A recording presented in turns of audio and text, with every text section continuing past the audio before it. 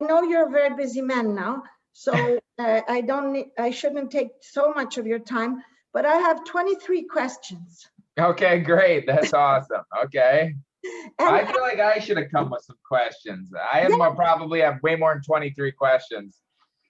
well, Maybe we'll do part 2. I'll come up with my 23 questions. Yes, or you can have one question after one question of mine. Okay. Yes. No, I think yes, there are a lot of questions because it's almost like someone from another planet just sort of arrived on a spaceship, and it's very curious.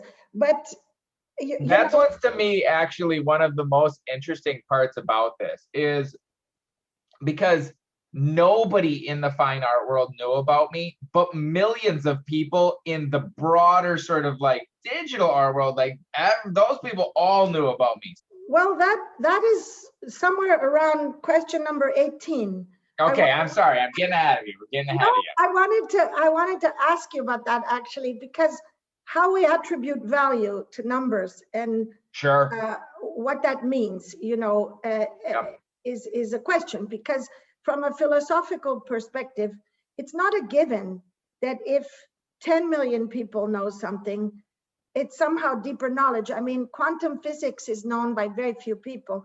Yep. And the most important quantum physics, how many people know who Anton Zeilinger is?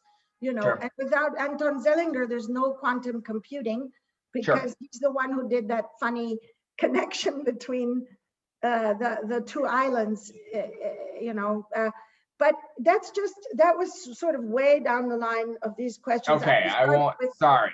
Really simple things. And I want to get to know you a little bit, as much as you wish me to get to know you, precisely because I also was startled by the fact that I didn't know you were. But I must confess that one of my digital communications consultants in Torino, about a year ago, mentioned a few names of artists, and one of the people he mentioned was you. And I just okay. In what context was he mentioning me? Well, I was having a meeting with the university here, the Politecnico, and I was about to apply for some funds to be able to offer to young artists to be able to work on AI in their work, in artificial intelligence. Yep. So, because we don't have any computing capacity at the museum, obviously. Gotcha. And so I wanted to give some tools to artists who may want to use them, but he was somehow preparing me. I said, you've got to give me some information here, what's going on? And I think one of the things he did mention, I mean, I'm sure, was your name. And I remember I was surprised by it, because Winkelmann is the name of the philosopher who defined art, actually. In terms I saw that in the New Yorker thing. That I did not, obviously. But there wasn't anything called art until Winkelmann. That is very interesting. That is very. What year was that? Mid 1700s. Mid 1700s? What? Yes. In other words, what did they call the sculptures before then? They called them sculpture. They called it craft. The first artist who signed with his own name an artwork was Leonardo. Really? Yes. Up until that, Giotto and all the rest of it, they were in some civilizations called image makers. The ancient Greeks, they called making what we call art, they called it techne. It's funny because techne in Greek is the root of technology too. But it was called techne, and it was not given the authority that we have given to art after the 1700s. For them, authority meaning what? When you say authority, what do you mean by that? Well, now I had 23 questions here. Okay, sorry. I told you I had way more questions than you. I told you. Whole thing about, because you said in some article that you were happy to get a crash course on the last 100 years. And I said, tell him that I'm happy to give him the crash course if he'd like.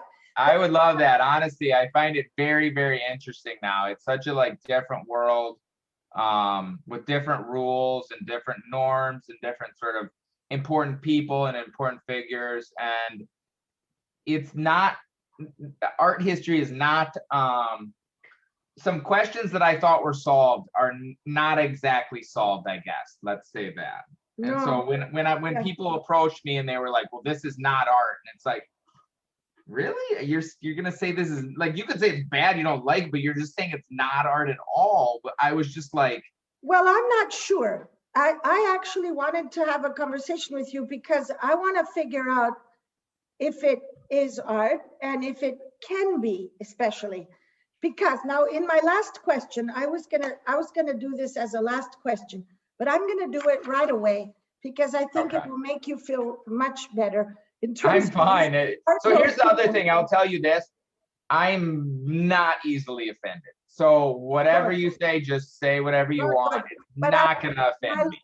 No, the last question I was going to ask you was about Andy Warhol, because I have a feeling that you might be an Andy Warhol of today.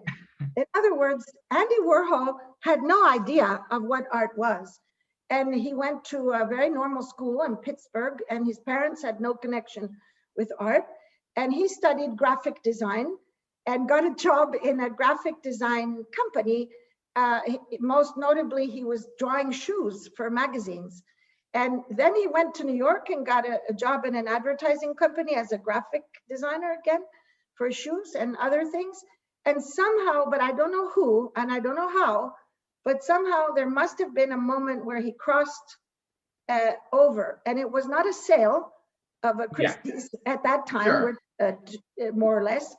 And a lot of people were saying that's not art, because the artists who were famous at the time were the abstract expressionists, who were expressing their inner selves in this way, like Jackson Pollock dripping. So this guy who came from Pittsburgh and absolutely, was from another planet, and he somehow changed the whole art world, because he said, but the one thing that he did was he brought those techniques from the graphic design into the high art world, but he made mistakes. In other words, the silk screen had never been used in art, but usually you make silk screens match up, but he made them not match up. So the fact that it was kind of blurry, the Marilyn Monroe or whatever, suddenly it was no longer graphic design, but it wasn't a painting, it was some weird thing. And then came the Campbell soups, and then came the factory, and then came a revolution in art. So that was going to be my last question, to say, what do you think? And he also came from a Catholic background, which is kind of interesting in a very Protestant country, the US, because I also look at the US in a very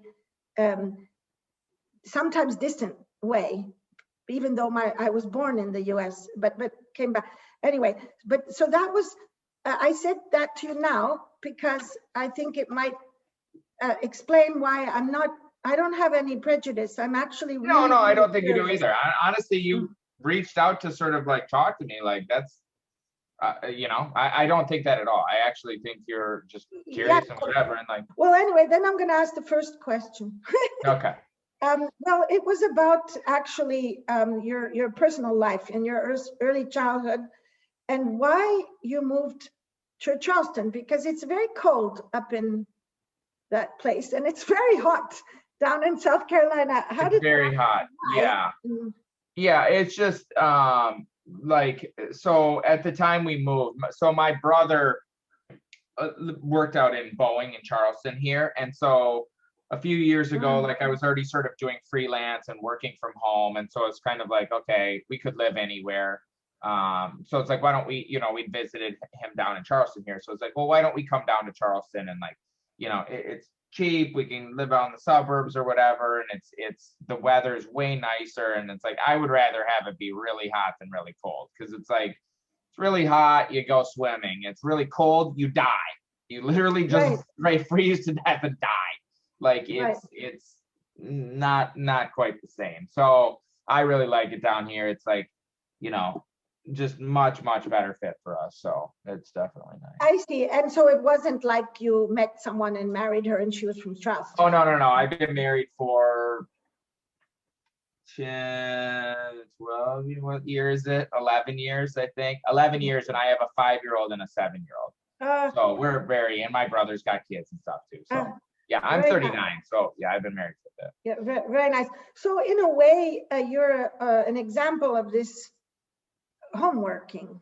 I mean, now the whole world has experienced homeworking. Yeah, this is my house. Like, this is my kids' rooms are, 2 doors away. Like, I'm very much in the home. And this is where I like create all the stuff. Up until very recently with like the physicals, everything was done like, just sitting at the computer here. Yeah, so in a way, the whole planet is experiencing what was normal for you. Yeah. I mean, to be honest, even before COVID, I would go days without leaving the house. It would be like, oh shit, it's Thursday. Fuck, I haven't gone anywhere since Sunday. And it was just like, because I work so much. And then I would sort of intersperse with that, I would also go and like kind of travel quite a bit. And then sort of like, I would stay home, work, blah, blah, blah. And then I'd go and do a talk at like a design conference.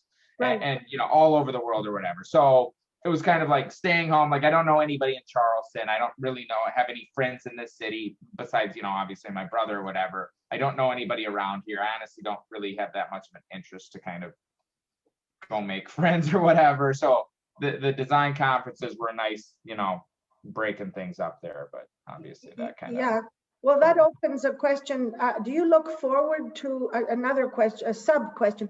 Do you look forward to the end of, well, of course you look forward to the end of COVID, but what I mean is, do you look forward, what do you think is missing in the relations in the professional world without the conferences and doing them all online and so forth? Yeah, I just think, I mean, to me, honestly, the conferences were mostly about, like, when I would go to conferences, I would almost never go to anybody's talks.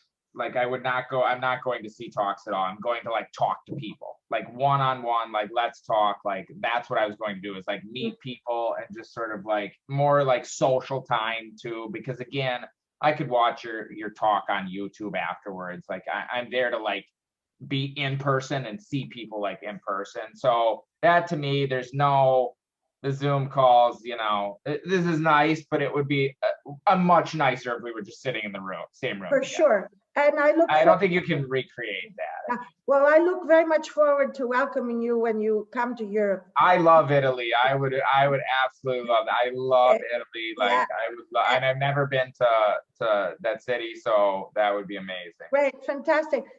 So now, the other question, the second one was, I'm just jumping from one subject to the other, and then we can go back. But now I'm going to say things that are really banal, probably for you. And I do feel a little embarrassed because I don't know so much of, let's call it, in this case, popular culture. But I would like to know in what way the aesthetic of sci-fi movies, because I see that in your work, and how's that? In your interviews, you talk about daily events, things that you see on CNN and so on, but the aesthetics are not from that at all. And so what are the fictional worlds and the visual references that you employ and that inspire the style? And, I think sometimes even Mad Max might be something that you looked at, and maybe something like Oblivion with Tom Cruise, and maybe even Her, strangely enough, but that's for another reason. Or Transcendence, with Johnny Depp. And so I'm kind of wondering what your visual aesthetic realm comes from. Yeah, I would say it comes from like things like that, movies, and also there's a lot of sort of, I'm very influenced by what other people are doing too, I think, which is a lot of like digital artists, because it is so easy to be shared. I think that is like digital art. When I say digital art, I'm defining it as art made roughly over the last 20 years, made almost solely on not solely on a computer, but mostly on a computer with a few different sort of, Photoshop, 3D software, you know, some video elements, this or that, but it's mostly a computer and it's distributed on the internet. That's how I'm sort of defining digital art, you know, for the purposes of this conversation or whatever. So I think because digital art is shared a lot, it is sort of like, it does kind of evolve, and it evolves very fast because of that. And so trends very, very quickly can, like, just over the course of 6 months or a year, it can be like everybody does this thing and then it goes on to the next thing. So I'm definitely sort of influenced by that stuff. I'm also kind of doing my own thing a little bit more. And I also have, to be honest, a big influence on digital art sort of like space. Like tons and tons of people have started everydays because of my everydays, to the point where it got kind of like, oh, you're doing everydays, that's lame. Like it got like not cool. It was so like so many people doing everydays. But what my question, I'm going to talk about the everydays and that question of time and a ritual and a periodic repetition or not repetition in a little bit later. What I was just wondering is, okay, so if the influences come from this, let's call it a meme culture, you know, Sure, where people are making collages and going back and forth, are there any particular digital artists that have influenced you? And I still want to know if the cinema, because films are also a lot made digitally anyway. Certainly, sure.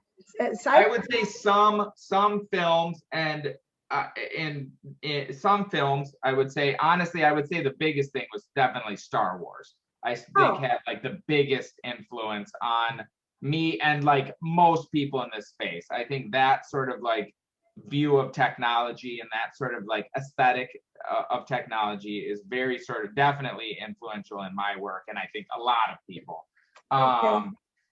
In terms of individual artists, I honestly am influenced by so many different artists that it's kind of like, if I point you at one or two, it's going to be misleading, that it's sort of like, well, they're just kind of like fit into a tiny area. Okay. What about Christopher Nolan and Inception or the recent Tenet? I haven't even seen Tenet yet, to be quite honest. I wouldn't say, I mean, I like those movies, but I wouldn't say they're very influential. Okay, so it's more, but Mad Max? I liked it. I wouldn't say it's that influential. Okay, so Star Wars, but the movies, the remakes of Star Wars. The movies, but I wouldn't even honestly say the movies that much. I think I'm more sort of influenced by other sort of work that I see, that I consume and see, and it's kind of like, I'll take a little tiny like idea from this. I'm like a little like, oh, I never thought about making a shape like that, or like putting a shape like that with something like that. It could be something very, very small like that, but it's not as much movies as or TV shows or anything like that, is looking at other people's work. And sometimes that work is like, it's for video games too. Like it could be like, oh, here's this like thing that I made for this video game. And there's like a site. If you go to a site, have you ever heard of a site called ArtStation? Yes, I actually have. Yeah, ArtStation has like a ton of like sort of like people who are like very good at their like craft or whatever. And so you know, that is a place that has like a lot of sort of like inspiration that I find. Okay. Now, slowly moving on, I wanted to know about, let's call it, how do you say, high art film, or film that has not been liked by masses of people. Sure. But that has been very important in the history of cinema. And so things like Tarkovsky's Solaris, have you seen that? Yeah, the like 80s version of the thing. I don't remember it that much. Everybody was dead, or everybody was something, or I can't remember it. Everybody was, there was a weird twist. I don't remember what the twist. Yeah, well, it's 1972, and it's sort of the Russian counterpoint to 2001, A Space Odyssey. I mean, they were made very short time difference during the Cold War. And so I was at, for example, one of the earliest weird movies is from 1962 by a man called Chris Marker, and it's called La Jetée. It's the story of the future, and it was redone in 12 Monkeys and all that. It was a story of a future, dystopic future, that a guy, scientist, has to go back to the past to fix it, to then move forward. So all of the, to fix the present. So all of those movies come out of this thing called La Jetée. Well, if maybe I'll send you, who knows, I might put a virus in your sources. I'll send you a link to that. It's actually slides. It's still slides. And anyway, so there's probably a digitized version on like YouTube or something. Of course, I think there is, of course. It's a 19th, anyway, I'll send you that in a WhatsApp. And what about the Dutch Lars von Trier? I love that dude. I love that dude. Great. Yeah, he is very, very like, is he the one that did the Dogma 95? Yes, exactly. Dogma. Okay, 95. Yeah. That was very, very influential with me when I was like very early starting out, because the rule system, I really, really like that rule system. And I really, really like the idea of sort of just, it is what it is, taking, like, there's some elements of like, I think one of them was like, you can't put a light in a room, that it's got to be like all like natural lighting, like things like that. I really like, because it takes the control out of your hands, and it's to me, that's very interesting, and it fits with the way that I look at art, that it is entirely subjective. And so like just making that choice to let it just be whatever the fuck it is, there was that was definitely a big part of a lot of the very early art that I made before the Everydays, because I actually started making art in like 1999. So about 8 years before the Everydays, and I made a bunch of short films and a ton of stuff. So that early stuff was very much influenced by like him and his movies and stuff. That's interesting. Giving yourself rules, as a kind of way of bringing in anything. There was a novelist also, Perec, a French novelist, Georges Perec, who kind of built his novels that way.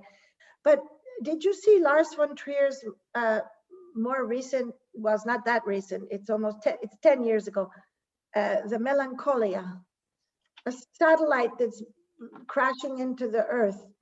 Slowly? Yeah, slowly. Yeah. Slowly. I think it is, and they're having like weddings or something, like they're just kind of like in like this very nice place, and it's like dark most of the time or something. Yeah, I did see that. Yeah, well, that's one of my favorite movies, by the way. I think did he do that one? I think it was him, maybe it was not. It was like a play, and it was like all of the like all of these like it was like drawn on the ground, was like all these rooms, and it had Dogville. Oh, was that him? Yeah, oh my god, that's one of my like movie. Absolute favorites. That is just like so good. I love that. You see, there you go. I mean, that's like the best cinema on the planet. Good. That's what you call high film. So there you go. I mean, the fact that you're being pigeonholed into this person who would only, well, when I see people be like, you're a tech bro. Exactly, yeah. Okay, but now, anyway, now that we've assessed that, I'd move to another. I mean, there's 100 films we could talk about, but at least we found a way. We went from, at least we found that common ground of a great filmmaker. So I'm going to ask you something which actually has to do with thinking about why you use bad words. How do you say? Cursing, swearing. Cursing, swearing. Yeah. And that is in all the articles. You haven't done it yet, and in this conversation. But I wanted to ask you something about that, because not about that, but something else which may cause that. Do you know something called the imposter syndrome? And just where everybody kind of thinks that they're sort of like, an imposter, and sort of, they're fake and they're whatever. Yeah, I mean, it's imposter syndrome when you underestimate yourself, generally when you're exploring a new community or a new world where you don't feel really comfortable with everything. And sometimes the most talented people or the most creative people, actually, if you look into their souls, they have moments where everything that they're showing outside of security and self-assuredness is actually because inside there's this feeling that no matter what they're doing, they're not quite supposed to be there, Sure. that somehow they had good luck, good Yep. luck. Yeah. Do you ever feel, I mean, I have felt that many times throughout my Yeah, life. I think everybody feels it to some degree. I would say I feel that sometimes. I mean, I think I do and I don't. It's sort of like complicated. I definitely feel like people's expectations, like there's a lot of people who, obviously really like my work, but I think sometimes I think their standards are too low. It's like, no, it's not that good. Like you just kind of like, I don't know. I sometimes I do, sometimes I don't. I think it depends on the moment. I would definitely not say that it's all the time, but it's definitely not none of the time either. Right. It's something that often very talented and brilliant people have, especially during adolescence, when they're young. And Sure. So it has to do with performativity and so forth. So I'm wondering if the swear words are, in a Freudian sense, kind of something that can break that somehow. I think I think the swear words are honestly just like, that's how I talk. And then I think it's also, I'm very like I don't know. I feel like it's also gotten to a point where I'm like, my vocabulary is just going lower and lower. And it's just like I'm replacing more words with swear words. And it's like my ability to express myself has actually gotten worse and worse. I don't know. Like, how interesting. You mean like they're floating signifiers? They become floating signifiers. It's not even floating signifiers. They just become shorthand. And it's like, before it was shorthand for this, and now it's shorthand for this and this, and now it's shorthand for this and this and this. And it's like, I'm barely saying any words now. Everything's just like, fuck, fuck, fuck. Like it doesn't even, you know what I mean? Like it's not even like expressive. It doesn't even like make sense. I don't know. It's definitely. So it's a way of bypassing words. Well, actually, I guess it's like I'm searching for the word. Maybe I don't even know. I honestly am not 100% sure on where that's coming from. In our times, because there is a breakdown of verbal language in general with this overuse of words in the internet. I mean, people say that there's more and more images, but actually there's all these words. Quite a lot of words. There's a lot of words out there. Yeah, quite a lot of words. So I read in your interviews that you sometimes speak about my world as the traditional art world. I find that so weird because what would you call it? Well, the art world, just the art world. Yeah, well, I don't usually use the words anyway, art world, because to me, the art world is almost a derogatory term. It means parties and all these rich collectors with their special stuff and Basel Art Fair is the art world, and that's. You don't like Art Basel? Oh, I hate Art Basel. That's very interesting. Wait, why do you hate it? Okay, well, don't tell anybody in the art world because that will damage me. That will damage me. Because there's a wait. Here, one question before you say this. Do you go to it all the time? Of course. Every year? Of course. That's very interesting, but you hate it. Of course. Okay, why do you hate it? Going to the dentist or something, or going to some, it can be pleasurable to take the car and go shopping to the shopping mall, but it's not exactly like going to see a Lars von Trier movie or going to an artist studio or writing an essay. Why do you hate it though? Because it has, because it's not the way that art should be experienced and seen. Every artist makes works in a way they somehow know who their audience is, and how it should be experienced. And I'm very well known for finding really weird spaces for people to do things in.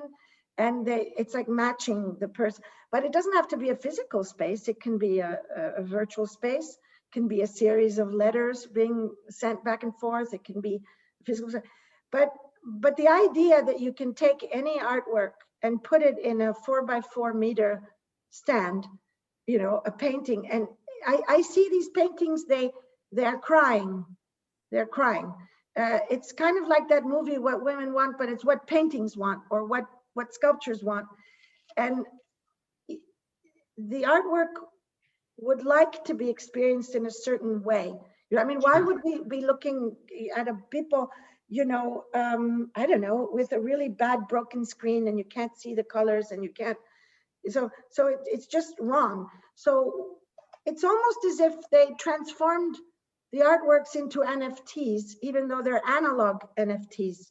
They're, when you take a fresco by Giotto out of the chapel and tear it off the wall and put it in some place. Gas It's station. not Giotto. It's not Giotto. Gotcha. That's interesting. So you just, so full disclosure, I've never been to, like, I've been down to Miami during it, but I've never been to the actual like fair part of it. Basel. The Basel. I've never been to that. But I can see what you're saying. If it just kind of feels like it's like the worst place for actually viewing artwork, like that to me would be kind of like depressing or whatever. So to answer your question about the art world, I wouldn't call it the art world. I mean, when I say the art world, I mean that world. So it's about parties, the commerce piece of it. Commerce and parties and power relations going on. But in fact, when you say the traditional art world, and I think most of the digital art world people think that the art world is that, but actually there's something else going on in the art world, which is separate from the art world. I mean, Maurizio Cattelan, he puts his banana with the scotch tape, which you quoted in your people thing, in Miami Basel, because he's commenting on the idiotic, but that's not the great, you know, I mean, it is the great Catalan. It's like Damien, you know, when Damien makes his sculptures from the undersea, the found sculptures, but when Damien does something, but he always says that I'm kind of stuck in the 20th century, but what can I do, you know, I can't do anything about it.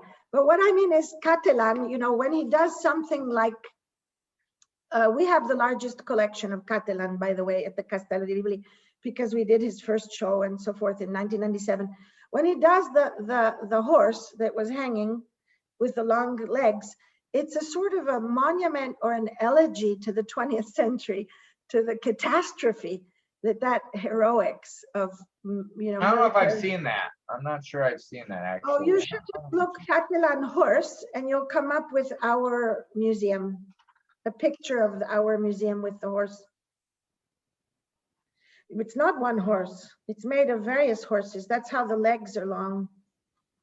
Oh, really? That's crazy. It's a sort of an elegy to the 20th century. You know, early 20th century avant-garde created the so-called mobile. Rodchenko during the Russian Revolution period, they said that sculpture should move. So the hanging sculpture, which then passed into the United States with Alexander Calder and his mobiles.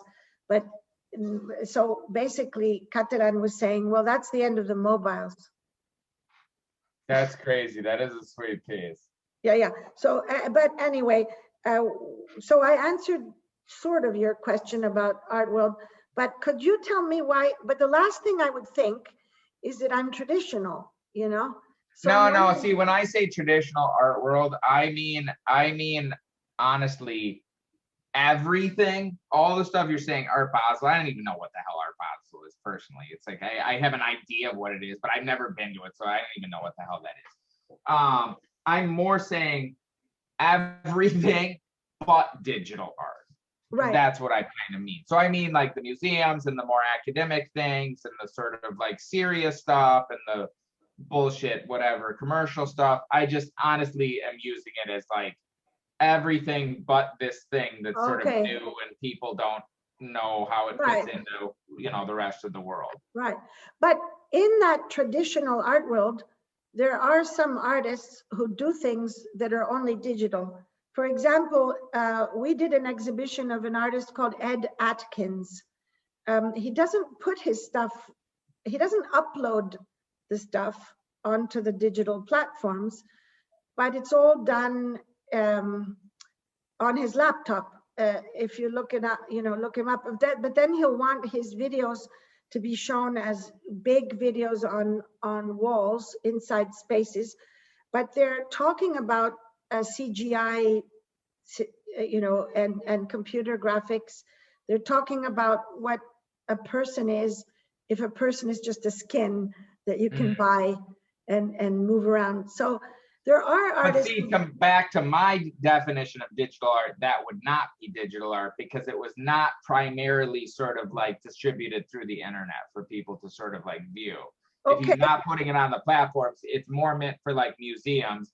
It's digital, but it's more meant for like, again, the traditional art world. That's where it's being viewed. That's sort of like contact versus sort of like something that is more, I guess, populist, where it's just sort of like, I drew this thing and I put it out to everybody sort of without context, without sort of like, you know. Okay. So it's just, I look at it differently, you know what I mean? Even though it might be some of the same tools. Okay, so what you said before, you said digital art is art made solely with digital tools. You're actually qualifying mostly with digital tools. But you're qualifying it and you're saying, and that is also vehicled within the digital. It's sort of distributed through the internet. So it's distributed to like a bunch of people through sort of like, you know, popular sort of like mechanisms and platforms. Yeah. Okay, well then that brings you close to Andy Warhol again. But let me ask you, then why in the world would you like, as you've stated in certain interviews, to be at the MoMA or to be in the so-called traditional art world? Well, because I'm already at the other thing, so why not have both of them? Oh, I see. It's expanding.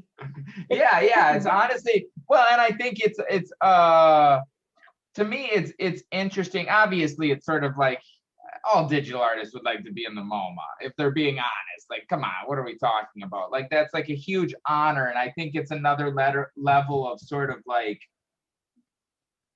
I don't know, is shorthand for that this is important, you know, that it's like you're in a museum, that this is, you know, good, this is important. I mean, whatever the hell that means. I think that's why, you know, I would want to be in like something like that, is just because I think it would be one, nobody's knocking down the door to let me in. So that's another reason I want to get in. Well, you know, that happened various times to American artists. It's interesting. If you look at the history of American contemporary art, for example, Bruce Nauman, Bruce Nauman was invited to European museums before he was accepted in the American art world. That also happened to conceptual art. It happened to Lawrence Weiner and Joseph Kosuth, who were basically saying that the concept of the artwork is the artwork. That was not accepted in the American art world. It had to be recognized first in Europe, and then it went back. I don't know why, but it has happened several times. Honestly, I think it's probably just because I think people in Europe are just a bit more honestly open-minded, and I think people in fucking the United States are closed-minded as hell. Well, it's possible, but it might just be that people like something from very far, you know? That could be. Yeah, it could be that it's sort of like it has some sort of exotic feeling when it's coming from, you know, and then it's like, I'm from here, guys, what the fuck? Yeah, I understand. I understand. Now, this, I think with a little bit, I'm going to go into some questions now that are a little bit about this the financial issue. In other words, are your drawings and images and videos that you make for yourself, I think you distinguish my art from my work, in the sense if you're working for Justin Bieber or something, that's your work. Whereas if you just do it with no motive, direct utility, then it's your art. So, but is your art, I mean, do you think the artwork is in those images and videos per se, or is it also in the financial distribution of it? I mean, I think your answer is different from that either or, but nah, not really. Honestly, no, I don't think the artwork is in the financial distribution of maybe I made a mistake. Just a minute. I didn't really mean only financial in sense of Ethereum and Sure. I meant financial almost in the sense of numerological, in the numbers. In other words, the structure and the system within which it goes with the 1,000,008 followers or whatever followers, hundreds of thousands of followers. Those are numbers. I use financial, I meant in general, whether it's Ethereum or dollars or people or followers or comments. Is the artwork in that structural relationship with those numbers, or is it in the images themselves and the videos, or in both? That's a very good question. Honestly, I think I try not to pay attention to that stuff. I think that stuff is a bit of a distraction, to be quite honest. I think the like how many likes something has or how much this sold for, like that to me has nothing to do with the artwork. The artwork is whatever the fuck I did. And from there, it just somebody buys it, they don't fucking buy it again. I made all this stuff, you know, for over a decade with no thought of anybody buying it. I made it because I wanted to make it. And it was just like, that's it. I want to fucking make this stuff. I'm trying to make something that I've never seen before. And so that's it. And sort of the other stuff is very much to me a distraction from the like making the work. But you did say a minute ago that the fact that it's distributed and out there was somehow important. Well, that's more just how I like define it. It's not so much to me necessarily, I guess. It's a piece of it, and I guess it is something I sort of think about. I think about that it's going to be distributed through that, but I don't think about sort of like monetarily what happens, or sort of like how many likes does this get, or sort of like things like that. Like it just that's how it's distributed, and then it's sort of distributed and it's done. That like it's sort of like then it becomes its own thing on the internet, and then it kind of like takes a life of its own, which I think is another kind of interesting through that a lot of this stuff I'm giving away for free and allowing people to sort of like remix and do what they want with it. And so it kind of it's almost like born from there, and then it just kind of goes. And so you know, and then it changes forms, and after that it doesn't even really feel like it's mine. It feels like it's like if somebody takes my stuff and I like, you know, release a bunch of clips and stuff like that, when I see those displayed somewhere else, it does not feel like my work, even though it's like, well, I made that exact video. If I didn't put it there, if somebody else took my thing, they found it on the internet, then they took it and they put it there, it actually feels way more like their thing than my thing. Even if it's not changed? Even if it's not changed, it's like, oh, there's my thing, but it doesn't really feel like my thing. It feels like the thing itself, the video itself, found its way to there. Like it's weird to describe, but it feels like it sort of like found, like it's its own thing, and it kind of found its way there. You mean like a child? Kind of, yes. Honestly, like it's kind of like I kind of put it out, and from there it's sort of like I very much believe you post something on the internet and it belongs to the fucking internet. It's just, it's gonna do it as is. There's no policing it. There's no like take my thing off the internet. It's like, what the fuck are you talking about? So you don't believe in the copyright laws? I don't like copyright laws that much, because I come from more of like a sort of, you know, kind of, I don't know, just things being open source. I have a computer science degree, and I think that idea of open source and just like making something and then giving it away and let people build on that and they give that away, that I think is a very sort of like interesting idea applied to art. So Yeah, I don't think there's any right or wrong answers with copyright laws, but I do not like copyright laws. But in a way, what I don't get now is this whole NFT question, because the NFT is the opposite. That's actually copywriting something in a way. I mean, I still own the copyright of those like images. They just own the like token. Well, what is the token then? What is it? So the token is just a proof of ownership, and it points to a thing. They definitely do not own the copyright, for sure.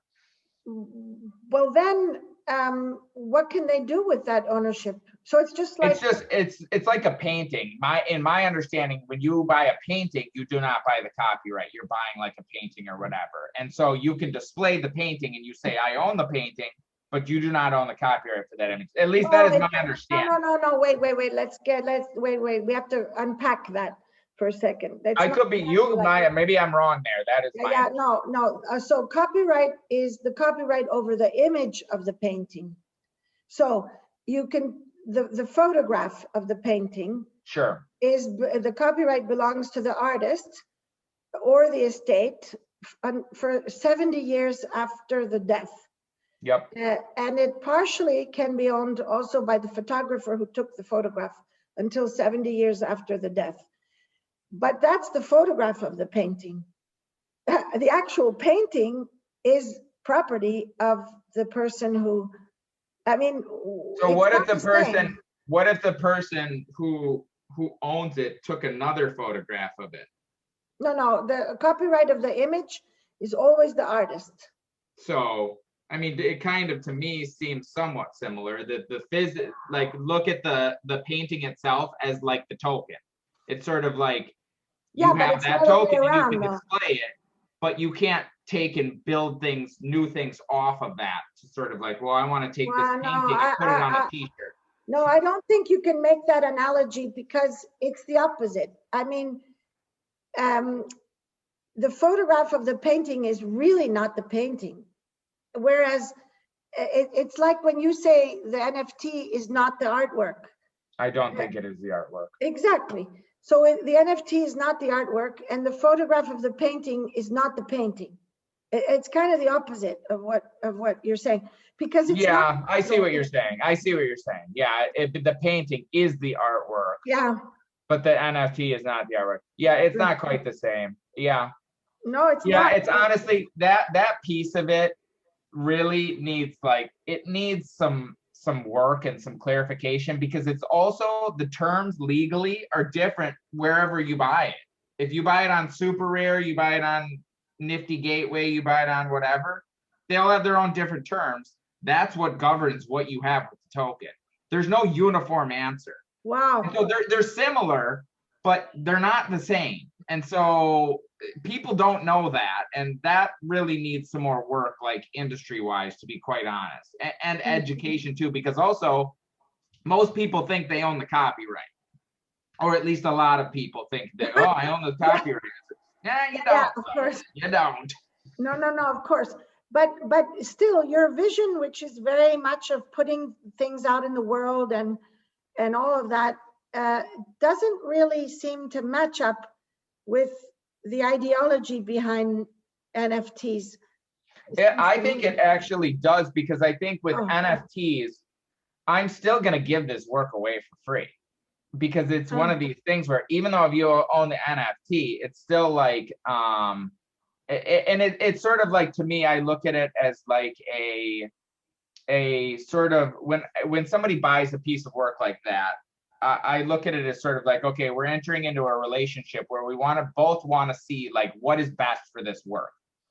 Like, is that licensing it to something, and then, okay, let's split that or whatever. Let's make this image as popular as possible. That's what's going to be best for you monetarily as the collector. That's what's going to be best for me monetarily as the artist. And so I look at it as sort of like, okay, if you buy something of mine, then we're sort of in this together, in a relationship of, do you want to do this thing? If you're just like, nah, I don't want to fucking copyright it for anything, I would just be like, okay, that's fine, we won't copyright it for anything. But for example, Mr. Vignesh, whatever, Metakoven, yep, he now still owns the Everydays. He didn't sell it. Yep. But he could sell it. Yep. And then you don't have a relationship with whoever it is who bought it. Then I would not have it with him. I would have it with the new person and be like, okay, well, now you own this thing. Now, okay, what do you want to do with it? And the same goes with like displaying it too. How do you want to display it? Do you want me to make you something for it? A certain way of displaying it? Like, I think I look at the NFT as more of like think of it almost as a subscription to that piece of artwork, that it's sort of like, okay, you hold this subscription. We're in a relationship now.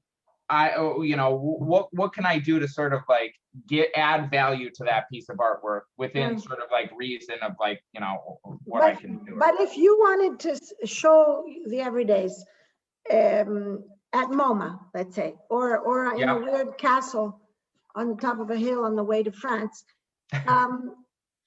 you wouldn't need to ask the owner of the NFT, you just said, because you. I wouldn't need to, but to me, it's sort of like, okay, well, he paid a bunch of money for it, so it's kind of like. So it's kind of. I could be like, go fuck yourself. I'm gonna show it, but I would definitely not do that. Okay. Unless I absolutely had to. If this guy was like, no, I don't want to show it. It's like, okay, well. So you mean that you have an ethical commitment, sort of. I see honestly the collector is sort of like a person who like, took their hard-earned money and sort of like is supporting me as an artist, and I'm gonna like, I would like to see, they didn't have to do that. And so I look at it as like, okay, we're on the same team here. Like you obviously invested in my artwork, you're interested in me or whatever. And so, I want to make sure you're happy, and like, I'm not like pissing you off or this or that. So I look at it as like, we're on the same sort of like team, okay, and our interests are aligned. Okay, I got it. Now, but your work was way before the NFTs. I mean, your first NFT drops were in October. Yep. Of last year. So this is very new to you too. Very new. The idea of collectors, this is still like something I'm very, very much processing and sort of. Yeah, of course. A question, you said in an article that you changed the money, whatever part you received in Ethereum, into dollars. You did that. So you're not a particularly, how do you say, you're not particularly. Crypto dude? Yeah, crypto. I don't give any shit about crypto. I've got like no crypto. Like people be like, this is just to pump up Bitcoin. It's like, I can give a shit less about Bitcoin. I own almost no Bitcoin. I don't give a crap. Like, I'm actually quite conservative with investing. And so it was like, this Ethereum's going crazy. It's like, get it the hell out of that. This is like freaking just gambling. It's like, no. I got some of it in Ethereum, but it's like, it's not, no. I had very, very little Ethereum before learning of NFTs. I am in no way give any, and to be honest, NFTs have, in my opinion, nothing to do with crypto. Nothing to do with crypto. Really? That's like, no. NFT is proving ownership, period. The blockchain piece of it is the technology to prove ownership. That's it. Like buying it with crypto, that just happens to be the easiest way to buy it right now because it uses the same technology. But like in the future, I'm almost positive NFTs will have nothing to do with crypto because it's just literally like.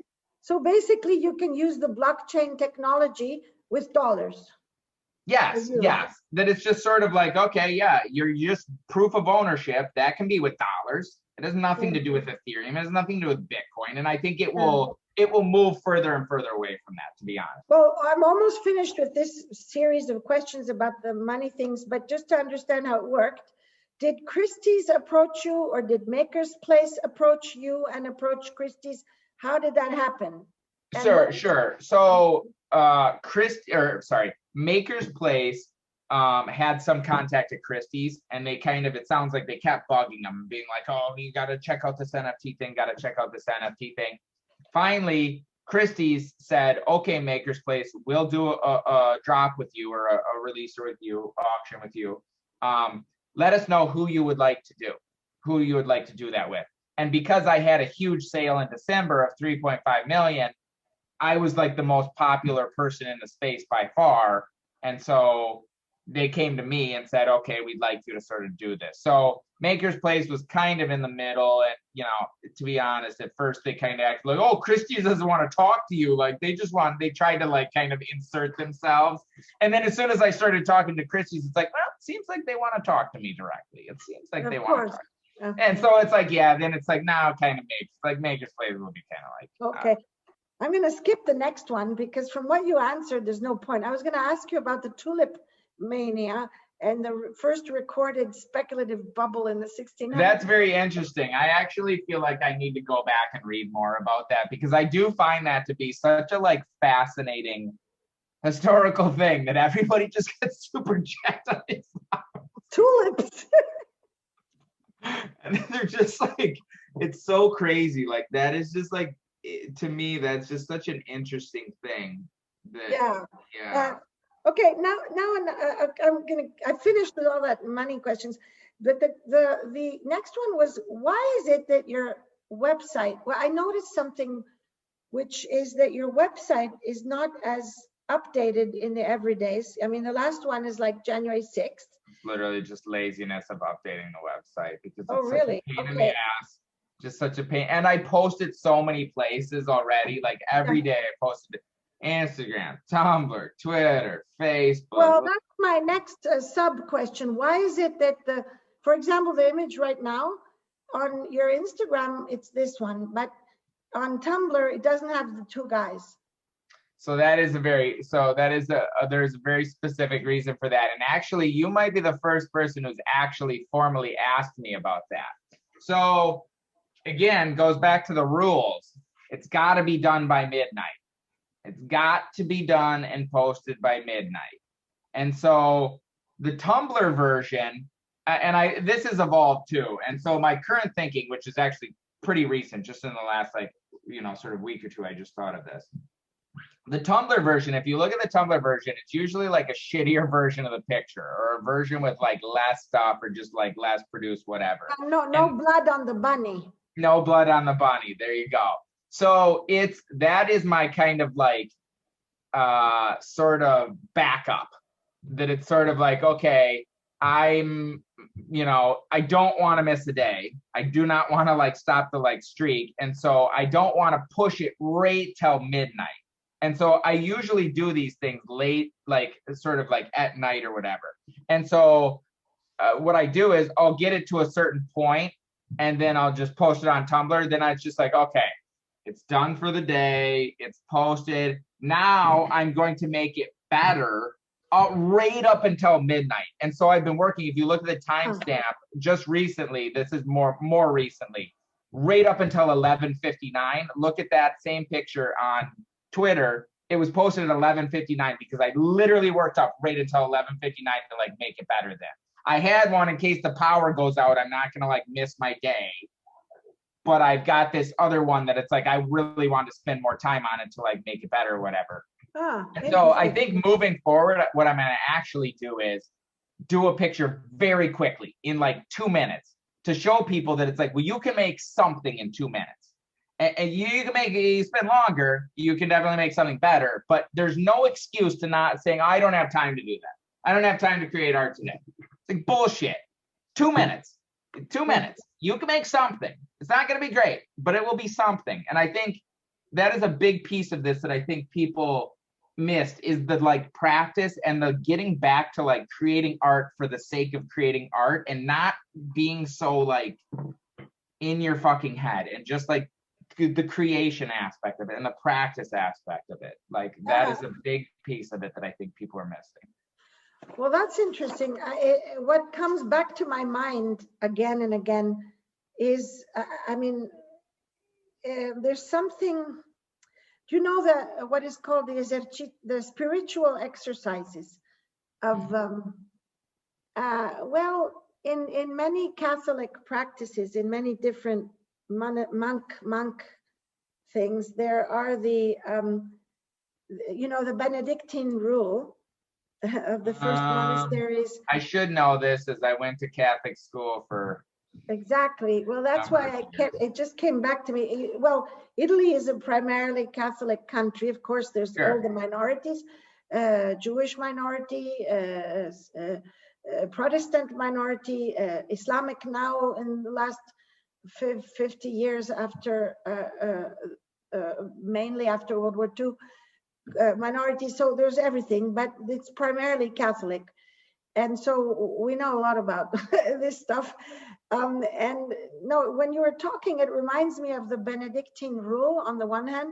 So at 6 a.m. you do this, at 4 a.m. you wake up, and every single monastery that was Benedictine had it. And it's really, ora et labora. So there's something that evidently must be in your background that you might not even remember, that gives value, attributes value to this kind of order. And what might be interesting is that the digital world, is such a fluid world, liquid, they say liquid world, that maybe there's a sense of falling apart of the subject or something if you don't create this order in a way. Maybe. For me, I don't know that it's necessarily the order. I think it's just a way to sort of, it's just really about the improvement and the it's about the practice, and it's about the improvement each day versus trying to sort of just kind of cram and okay, I'm gonna get that. It's really about the kind of practicing and practicing to get better.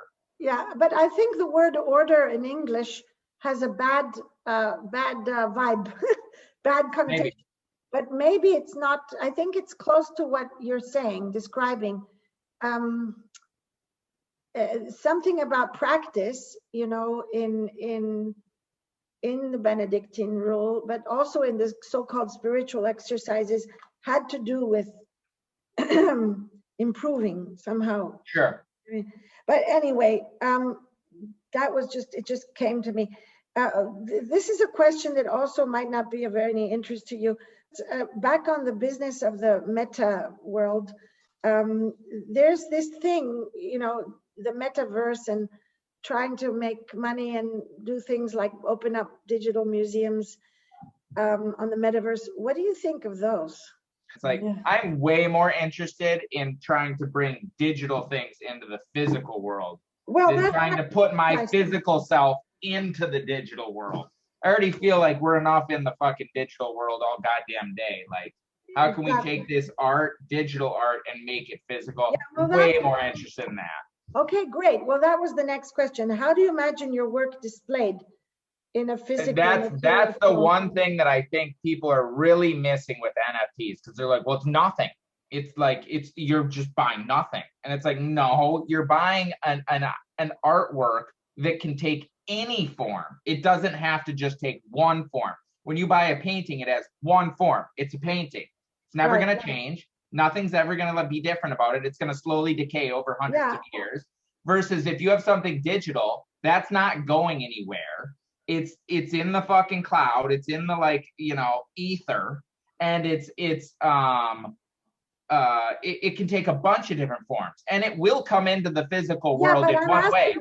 But I'm asking you, I know you said that in an interview, and that's why I asked the question, how do you imagine it? Or should it be? Well, you will see. You will see. The next versions of that. I think there's a lot of room for iterating on that, and sort of that is the kind of next way my work is going to push forward, is different ways to display things, because screens are very boring. Everybody's phone looks exactly the same. It's a black rectangle. There's a bunch of different ways, but my work would be some of it will be physical, obviously these physical pieces or whatever, and there will be more. That's what we're working to expand, make more better physical pieces or whatever. So right now, again, this is just something I started 3 months ago, so I'm very new to sort of making physical objects with digital art, very new of digital printing. But that's what I'm very interested in. Yeah, but you're thinking of printing digitally. Yeah, not necessarily printing digitally. These are like screens. So like having like screens like this that are sort of like in your house and like things like that, like this is obviously, you know, a video screen. I think doing things like that are make the work still feel very digital, and in a way that, you know, it feels native to how it was made. Seeing it on Is a that a screen. screen? Yeah, yeah, this is a screen. It's kind of glitching out right now, but yeah, this is a screen. If you see, it's like moving. Oh yeah. Yeah, yeah, yeah. So this sort of like takes the everyday picture and sort of slowly fades through different like sections of it to show the like detail of it, so you can see it like faded to like the other like picture here. And it's meant to sort of like be a passive thing in your environment, because that's the thing, we're so used to a digital art, you have to like actively look at it. Okay, I clicked on it, then the thing shows up in my face. There's no, I can't really think of a way that you're just passively enjoying digital art in the way you would a painting. You don't like choose to like, okay, I'm going to look at the painting, or I'm not going to look at that painting today. Like, you don't choose that. It's just part of your environment, and it's just slowly affecting you, and just slowly like it's there. I think that is what we can do with digital art, and people will look at it very differently when you do that. When it's just in your environment. That makes it, that's great. That's a wonderful intuition. So to make it more, to create the passivity of our life, like when we're walking on the top of a mountain, you're not like looking at that flower, but it's a habitat. Just there. It's a kind of a habitat. And that's I think interesting. Bringing digital artwork into your life like that in interesting ways. And again, this is just very much version 1. There's a bunch of different interesting sort of physical ways that this can come into your sort of like. But you have to plug that thing in. So this is, yeah, it plugs in normally, then it lasts maybe like 2 hours on like a charge or whatever, but it's got no interface. It just literally, you just take it out of the box, it turns on immediately. There's nothing to change. There's nothing. These come with it's not signed, but like a signed, like sort of like that. You would put these small objects in a museum? I think they could be. Yeah, I think they could be in like a bunch of like cases, that you could have like a bunch of cases. That's one way. The other way is making a print of like a digital art, which I did that before. I made like a canvas I've made canvases, like massive canvases of the everydays. And then I think the other way you could do it is with projectors. You can do a lot of interesting things projecting like a massive image of the like digital art. So it can be, or you could set up, you know, a bunch of TVs. There's all different ways that you could do it, and they each are going to be kind of different, but that's the thing. The artwork itself is the same. It's just, it can be displayed in different ways, and those different ways. I understand. Something occurred to me, which is a reverse perspective on the question of the museum. I mean, one thing is the translation of these into something in the museum. Another way of thinking about it is how a museum in a place that's very far from where you are might influence how you and what you make in your digital art. That's the thing. I can sort of very easily work anywhere. Like that piece was not done at my house, it was done over at my brother's house last night. And the piece before, I think it was the piece before, maybe it was the one before that, it was done in an airport lounge, because it's like, oh shit, gotta get it done. We're doing it here. Like, that's it. And so it's like one of these things where it's not, the studio goes wherever the computer goes. Yeah. And so I could easily do that, what you're talking about. No, I'm just thinking as an experiment, you know, like a scientific experiment. Like, what happens if there's enough time where your eyes and your dreams are being connotated by something that's very, very different. Usually, honestly, when I go to Europe, and, you know, again, travel quite a bit, like the pictures would be like, I go to a museum, and it would like very much be influenced by like the things I saw that day. So there's the two, maybe both directions should be explored. One direction is like incoming into the museum. The other direction is outgoing from the museum back into the world. I think we're running, you might need a few minutes between now and your next. I'm good. Well, it's a call. It's fine. Okay. I did want to just talk about the question of the commitment of time and the everyday. And I wanted you to know if you were aware, I mean, aside from the guy who studied at the Royal College and who did everydays for a while, Tom something or other, which I looked him up.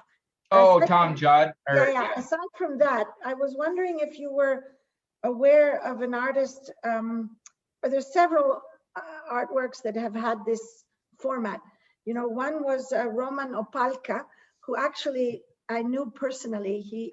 He died some years ago, but he was an extraordinary artist. He was a French-Polish artist. He was born in 1931.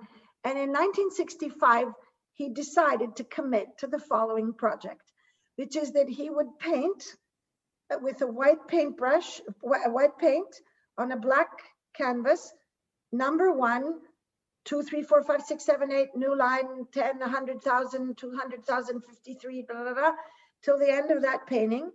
And at the end of the day, he took a photograph of himself, always the same form, photograph. And then the next day, he's continued where he had left off at that number and adding 1% more white paint to the black background, so that he was going towards white on white and infinity as a number. It's a beautiful project. That's very interesting. That's super interesting. So wait, was he doing a series of paintings? Yeah, he started in 1965 and he ended in 2011. Wow. He died because he died. And if you're a connoisseur of Opalka, you can actually tell, you know, like I can see a certain gray and I'll say, oh, that's a painting from like the 80s, or that's a painting from the 70s, because it's harder and harder to read the numbers. But anyway, that's insane. That's super cool. He was great. So I thought I was going to ask you about Opalka, and maybe that was part of my, you know, getting you up to date on our world. But there are other artists, like for example, a Chinese American called Tichin Xie. He did these 1-year-long performances. Like there was one where he decided that he would tick the clock. I saw. Somebody had showed me that very recently. I did not know about him either. Like he punched a clock or whatever. Yeah, but and he like another one where he's in like a cell or something. A thing. Yeah, that guy was super cool. Like that was super, super interesting. I would like to read more about that guy, because all of his things were like just super cool. Like the tied himself together with the like super cool. Like I love that. Great. He was great. And then at a certain point, he stopped making art. And then when I was a young he was just girl, like, I'm done. Like I'm done. Except that he did one thing more. So it was great.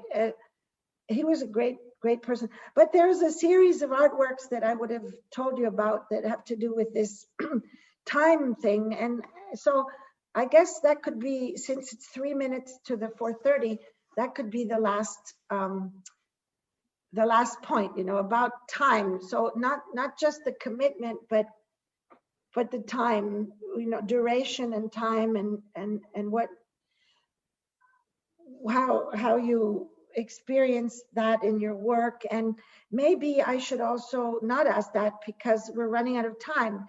And therefore, no, I think, that is like kind of like a sort of like more like I am thinking about this work on a much bigger time scale. Like I'm thinking about this work, and when I say my work is crap, it's because I look at it, I'm not just comparing it to the people today, I'm comparing it to all art. And it's sort of like, okay, well, I mean, do you think that picture behind you is as good as like a fucking, you know, Rembrandt? Of course not. That's why I call it crap. And so and that's where the practice is this project, this everyday project. Again, I'm 39. This is not remotely done. I'm going to do this until I like die. That's my thought right now. So I've got, God willing, many, many years of this project. I honestly didn't think anybody would give a shit about this project until I hit 20 years. Then I thought people might sort of like, wait, okay, he's been doing this for 20 years. Like, hey, what's going on here? Like, I thought people might pay some attention to it. But yeah, it's very much a work in progress, and it's not remotely done. And so I'm definitely looking at things on a very, very long time scale. long time scale. So Well, that's long great. time scale, well past my life too. And so, you know, that's affecting how I think about what I'm selling, how I'm selling it, all of these things. So yeah, that is definitely an aspect of the art, is sort of like looking at it, you know, through that lens. But wonderful. Yeah. Well, I'm extremely happy that we had this time. Yeah, me too. It was super, you know, super interesting to see your perspective on this, because it's sort of very different. And honestly, these were like very, very good questions compared to, you know, a lot of the stuff that I've been answering is just all this shit about NFTs. It's like, Jesus fucking Christ, I give a fuck about NFTs. Like, oh my God, okay, we get it. NFTs. Jesus Christ. That would be super awesome. Okay, awesome. Thank you so much. We'll talk soon. Bye. Thank you so much. Bye.